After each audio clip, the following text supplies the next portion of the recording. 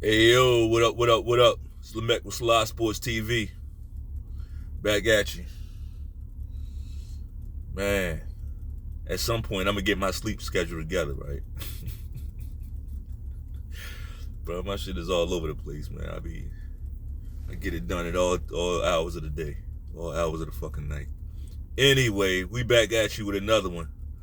Um got a few things I want to talk about on this video. I'm gonna start off with Shannon Sharpe punk ass, man. Like what's up with all these journalists, man? What's up with all these journalists like doing their goddamn best to become the story? Like, y'all supposed to cover the story. You supposed to tell us what happened in the game. Cover the games, right? Cover the story. Like, remember when sports writers and sports reporters just wrote and reported on the sports? It's like these days, that ain't enough. All these journalists, it's like they want to be the story. They want to be talked about. Like, if you the story, they want other journalists to talk about them. They want to be like, it's too much, bro. It's too much. You're a fucking journalist. Anyway, what I'm talking about is Shannon Sharpe. Auntie Shay Sharpe, right? Because he ain't my uncle. I don't have no uncles that act like that. Not one. Not one.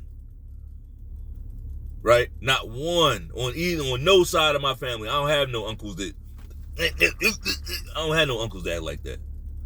So Auntie Shay Sharpe went to the Lakers game, right? When Lakers are playing Memphis. Now, anybody that knows the backstory with Auntie Shay Sharpe,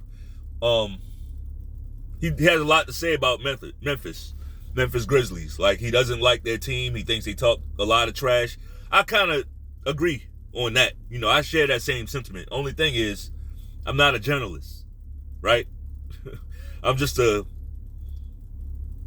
NBA fan. I don't even know if you can call me a fan these days. Like, I watch the NBA sometimes, and I make, and I talk about it. That's it. I'm not a journalist, right?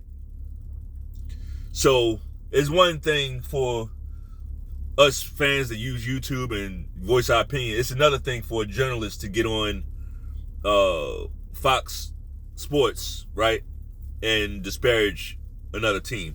But at the same time, it's not illegal for him to do that, right? So old Shay, that's the backstory. Old Shay Sharpe had a lot to say about the Memphis Grizzlies. He's been on TV, on his TV show Undisputed, with Skip Bayless, basically taking shots at this Memphis Grizzlies team several times, right? Several times. He doesn't really have too many nice things to say about him. A lot of that shit they bring onto themselves, like with their behavior and how they celebrate regular season games and shit like that, But anyway, apparently it wasn't enough for old Auntie Shay Sharpe to use his platform, his TV show, to talk about this team. Now he's at the games, right? He's at the game. It's a tough game. It's a tight game between Memphis and, let me not fail to mention, his favorite player, LeBron James's team, the Lakers, right? So Shay Sharpe is there. It's a tight game at halftime.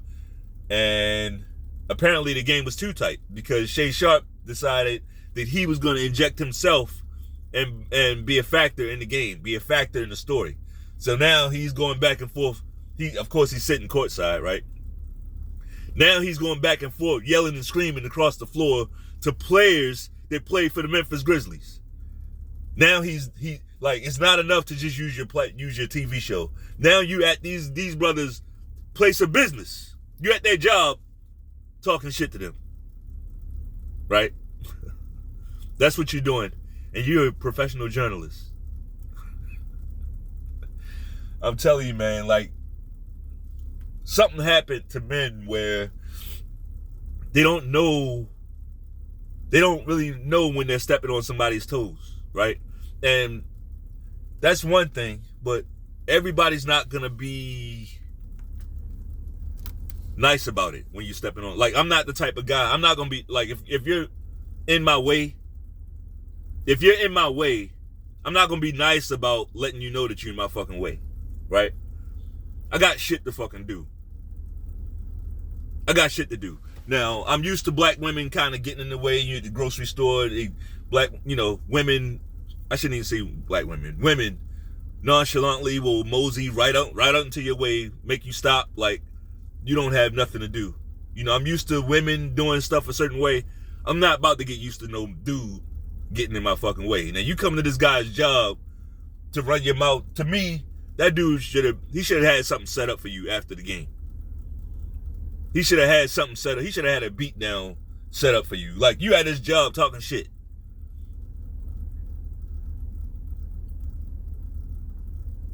So that wasn't enough, for him to use Undisputed to talk his shit. He had to go to the game courtside yelling, bobbing his head, talking shit to this guy that plays on a team. Like, he's an athlete.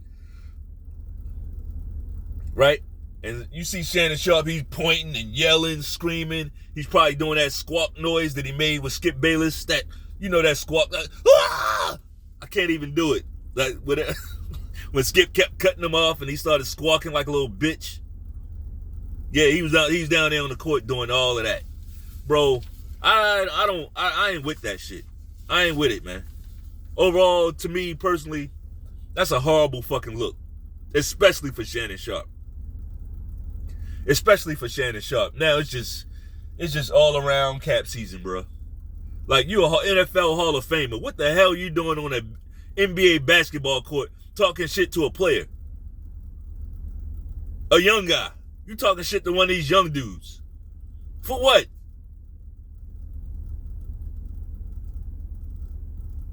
It's ridiculous, man. There's never really a time, to me, it's never really a time where two men should be screaming at each other from a distance. Like, across the floor, screaming at each other. That's just like, what the fuck are we doing now, man? Shut your goddamn mouth. Shut the fuck up and wait till you see that man up close and personal. It don't take no yelling and scream. Don't nobody ever had to know. Like, what I like to do is get close and tell a nigga, look, you might want to stop what you're doing or I'm going to fuck you up. And this ain't going to go how you think. That's what I do. You know why? When you do it that way, it don't matter if you're in public. A motherfucker can't say, he threatened me. People ain't see that. All people do is they see you looking calm, cool, and collected. Right? When you got to say some real shit, look, motherfucker. If you don't shut the fuck up, you're going to get dealt with. It don't take no whole lot of shit. All that yelling, screaming, that's how you know a nigga ain't going to do nothing. That's how you know a motherfucker ain't going to do nothing. Because he ran his mouth too much.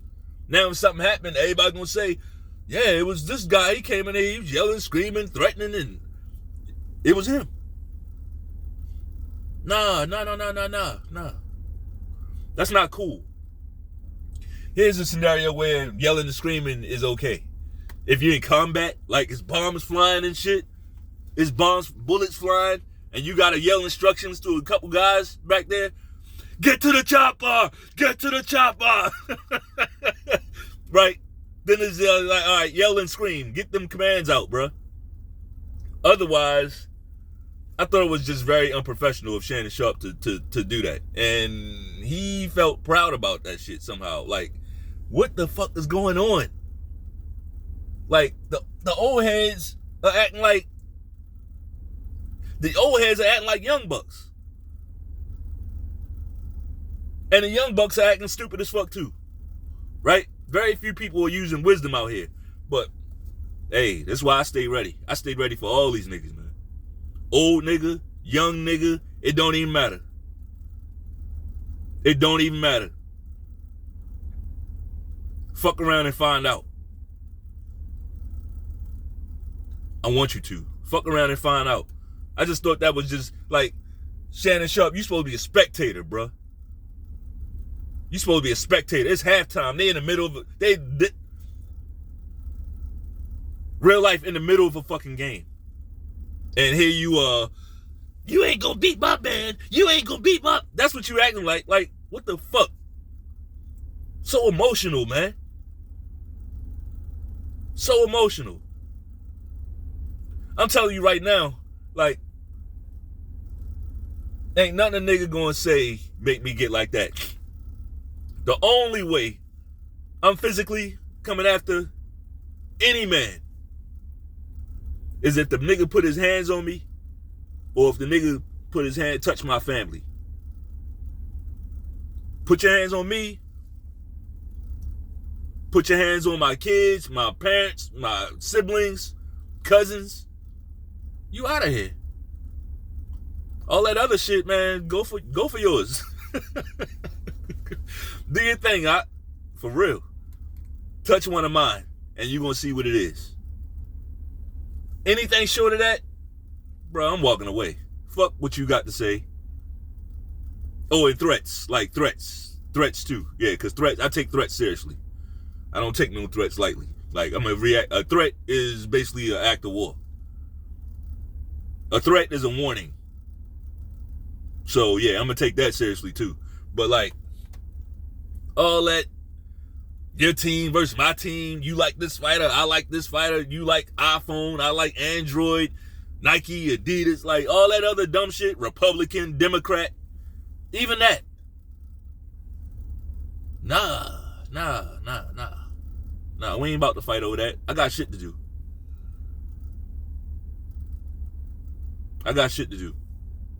You want to rise out of me, you know what to do. Go ahead and threaten me. Go ahead and put your hands on me. I ain't even gonna say that other shit, because I ain't even gonna say. Because if you do that, man, whatever. But, yeah, man.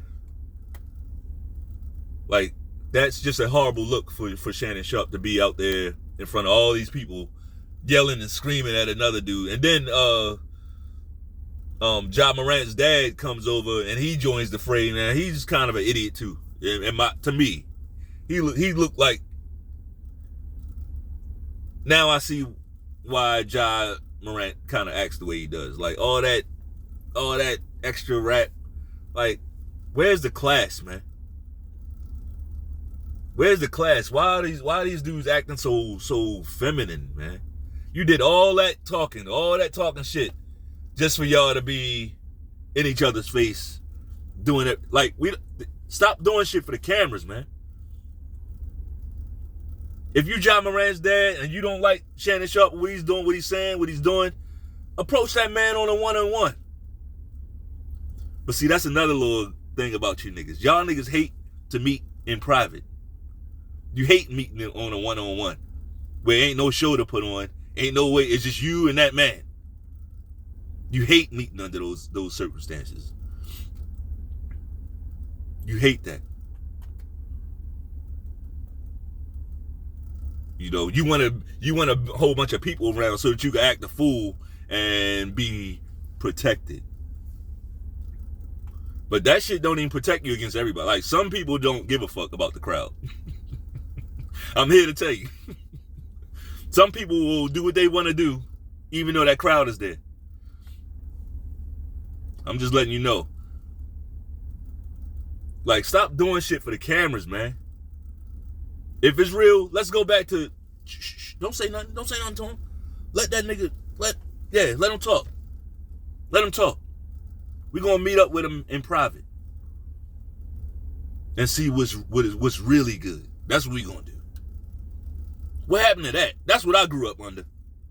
Those the type of, I hate to use the word OGs because I didn't grow up under no gangsters. Just real guys, real men. They knew how to carry themselves, knew how to handle shit. That's it. Shannon Sharpe looks like the black version of Clark Kent / Superman. That's what when you see him, you like, God damn, what the fuck? Like, this nigga is huge, man. But he behaves like a high school girl going to her boyfriend's basketball games, basically to talk shit to his opponents. That's what he act like. It's fucking sad to see him act that way. It's fucking sad. Then after the game, he's like real proud. Like, after the game, they don't want this smoke. They don't want this smoke. Like, dude, how old are you, man? Sit the fuck down.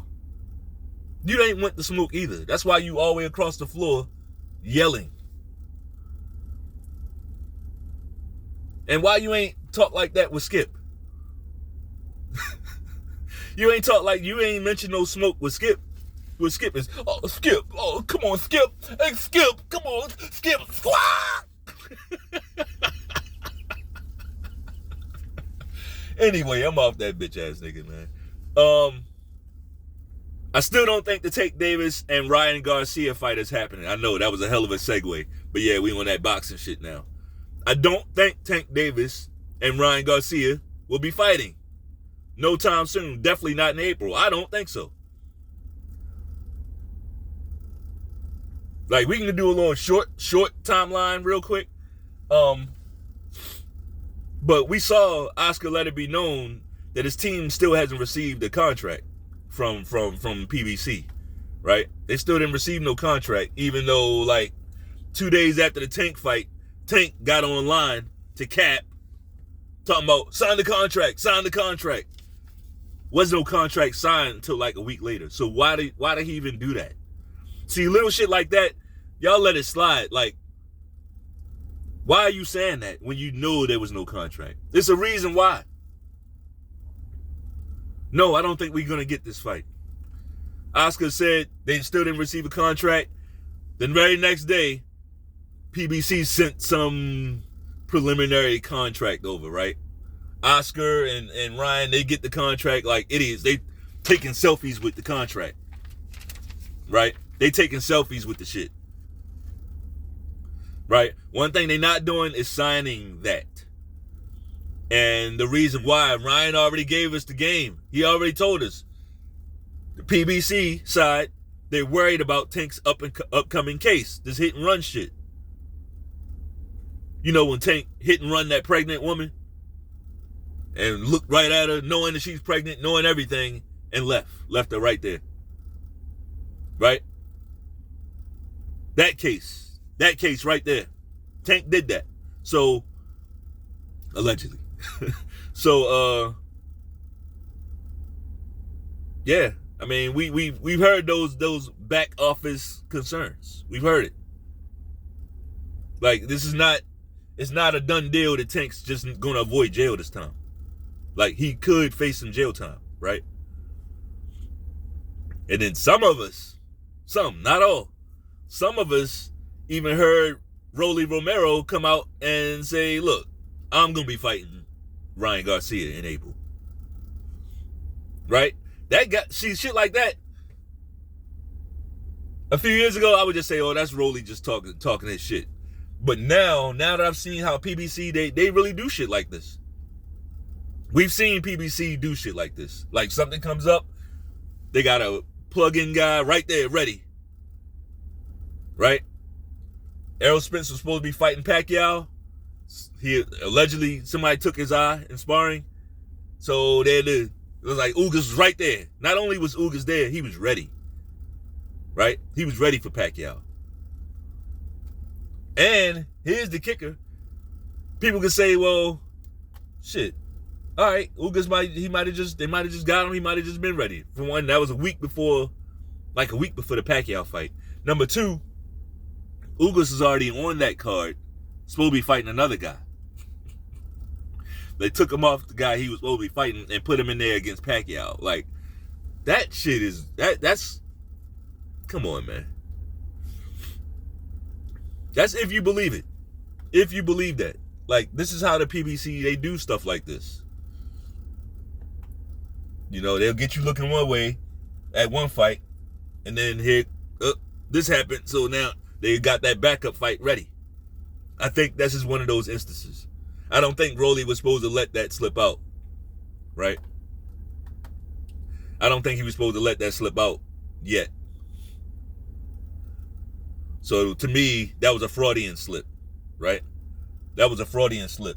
And I gotta look at it that way in light of PBC's track record of doing shit like this. They do this. You know? But lastly, speaking of the PBC, I have to talk about this. Stephen Fulton versus Naoya Inoue.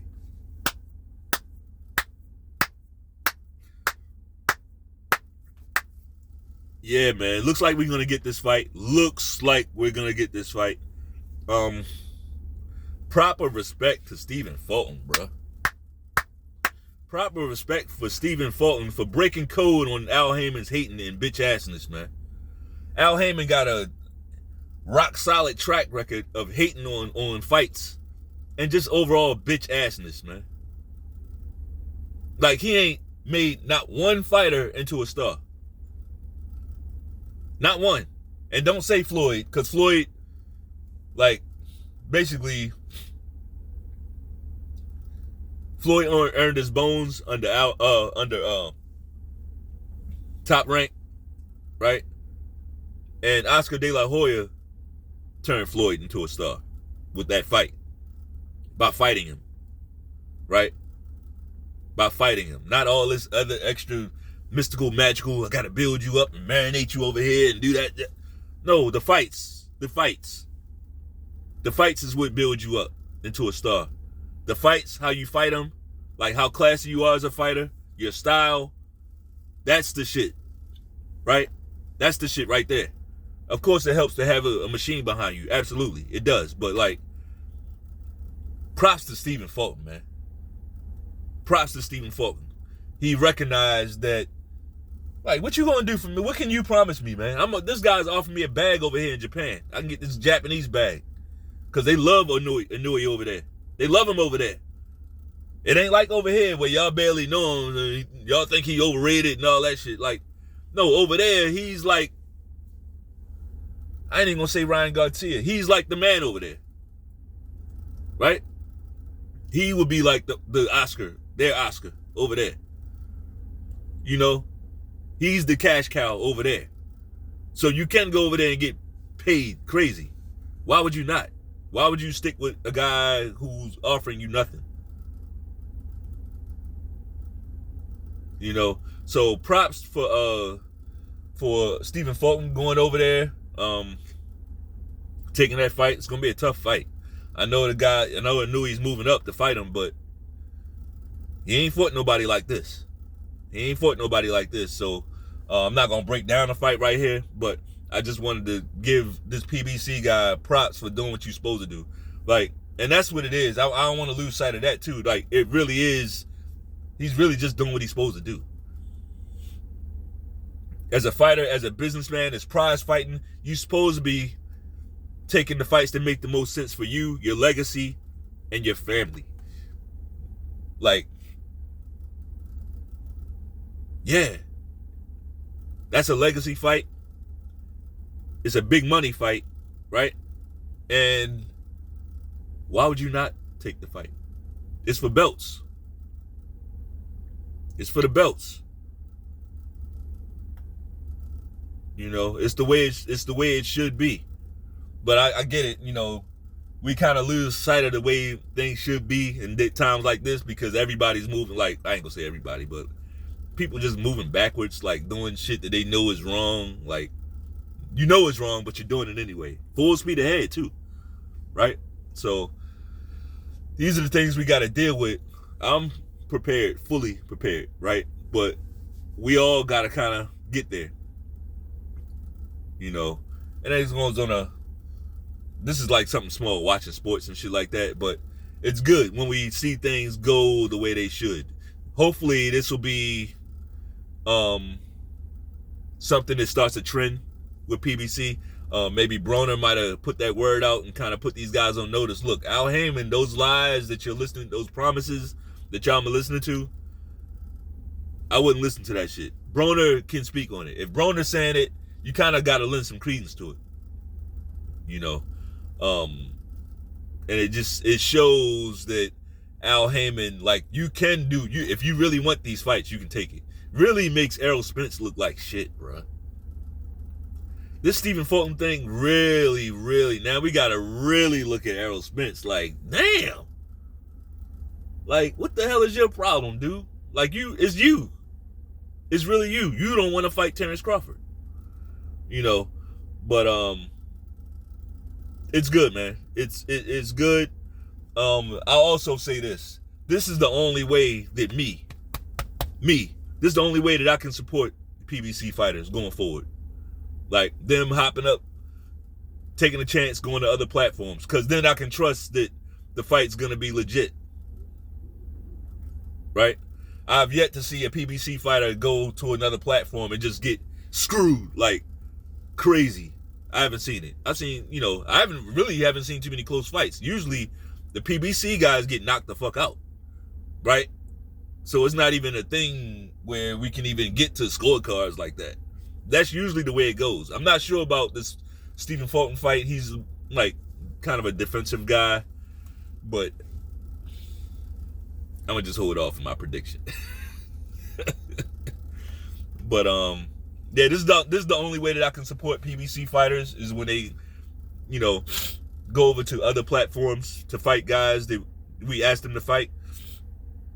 I won't be supporting the Errol Spence and Keith Thurman cap season fight. I won't be supporting that. Not with money anyway. I'll go somewhere, post up and watch it. But I'm not buying it. I'm not. Like, as a principle, I might not. Who knows? Like, we'll see what happens. But those guys, I need those guys to face some hard, really hard questions leading up to that fight. I know they're kind of out of sight, out of mind. They're hiding right now. But I need them to face some really hard questions. Also, I won't be buying the Tank Davis. The Ryan Garcia versus Rolly Romero fight, because that's where I'm going. I think that's what we're gonna get, bro. They're gonna let you guys pay for that Ryan Garcia versus Tank Davis fight, and then they're gonna slide Rolly Romero in there. These motherfuckers are disrespectful with it, bro. They really are. Like, if you really look at how they move business-wise, they're very, very disrespectful. Very bad business. So, hey, they must know what they're doing. They don't care about $60,000 buys for pay-per-views and shit like that. And that number's gonna get lower and lower because people are tired of it. That's my opinion. Anyway, that's all I got for this video. If you like the video, go ahead and bang off on that like button one time. Peace.